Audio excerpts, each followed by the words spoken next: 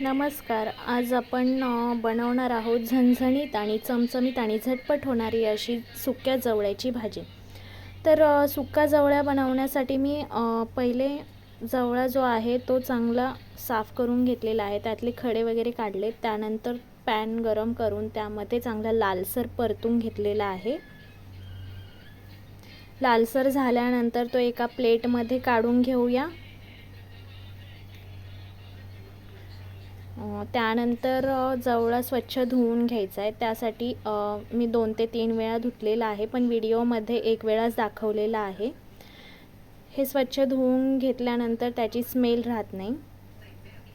त्यानंतर पॅन गरम करून घ्यायचं आहे. त्यामध्ये तेल टाकायचं आहे. तेलसुद्धा चांगलं गरम होऊ द्यायचं आहे.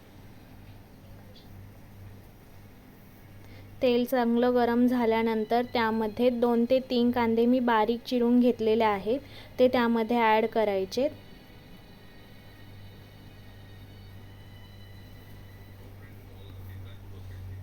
त्यानंतर मी टोमॅटोसुद्धा एक बारीक चिरून घेतलेला आहे, तो टोमॅटोसुद्धा त्यामध्ये ॲड करायचा आहे.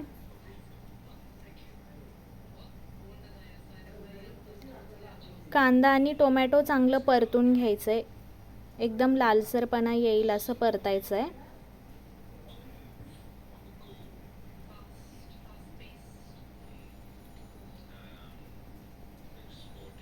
हे पहा, आपला कांदा आणि टोमॅटो चांगला लालसर असा परतलेला आहे. त्यानंतर कांदा टोमॅटो लालसर परतून घेतल्यानंतर त्यामध्ये घरगुती मसाले ॲड करायचे. तर मी पहिले गरम मसाला घेतलेला आहे अर्धा चम्मच. त्यानंतर हळद घेते आहे अर्धा चम्मच. त्यानंतर चवीनुसार मीठ टाकायचं आहे. त्यानंतर 1 ते 1.5 चम्मच लाल तिखट ॲड करायचं आहे आणि धना पावडर अर्धा चम्मच घ्यायची आहे.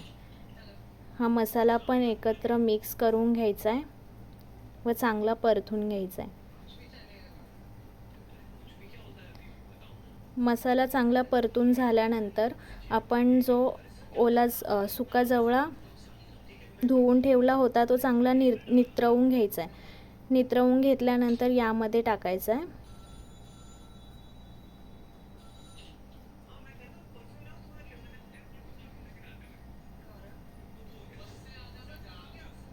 आमच्याकडे जवळ्याला कोलीम किंवा सुकटसुद्धा म्हणतात. तुमच्याकडे काय म्हणतात कमेंटमध्ये नक्कीच सांगा. त्यानंतर जवळा मिक्स करून घ्यायचा आहे मसाल्यामध्ये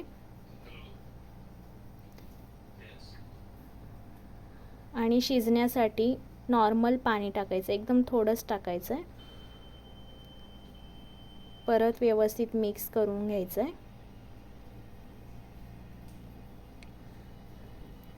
त्यानंतर जरा आंबटपणा येण्यासाठी त्यामध्ये मी कैरी कापून टाकलेली आहे. तुम्ही आगळ किंवा आमसूल वगैरे टाकू शकता, जर आंबट हवं असेल तर, ऑप्शनल आहे. त्यानंतर कोथिंबीर बारीक चिरून त्यामध्ये ॲड करायची आहे.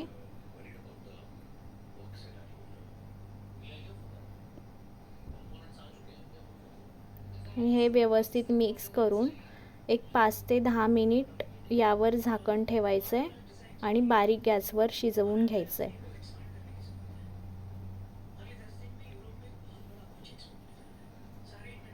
हे पहा, आपला जवळा असा व्यवस्थित शिजत आहे.